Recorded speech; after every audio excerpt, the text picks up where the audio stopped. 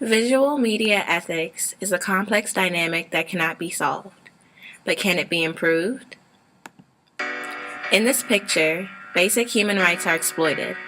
The photographer did not obtain this child's permission before taking the picture. This in itself is questionable because as a stakeholder, such a partisan stance in a delicate situation poses the question: are we in fact as a people isolated from our humanity?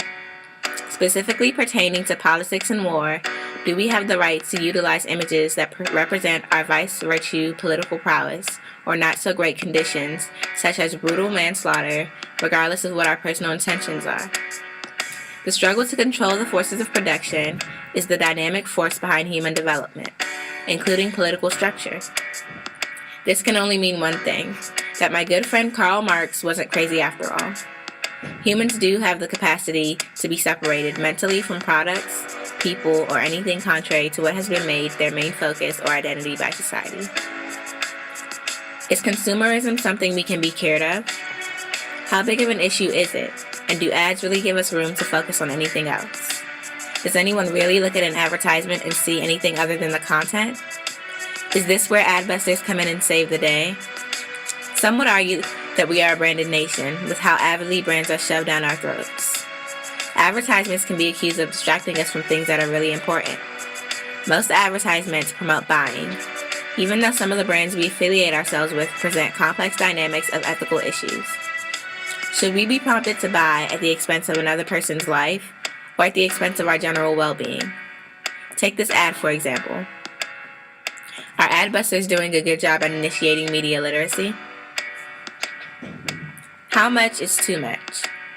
As much as there are many efforts to spill the beans in the media world, sometimes there isn't.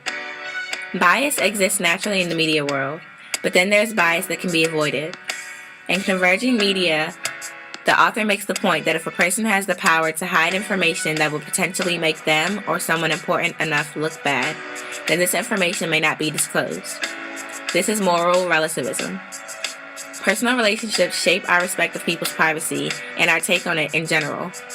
It could be safe to say that Rihanna's best friend did not leak the pictures of her beaten up face, or that Tory Smith's cousin would not have tweeted something so horrible about his brother's death.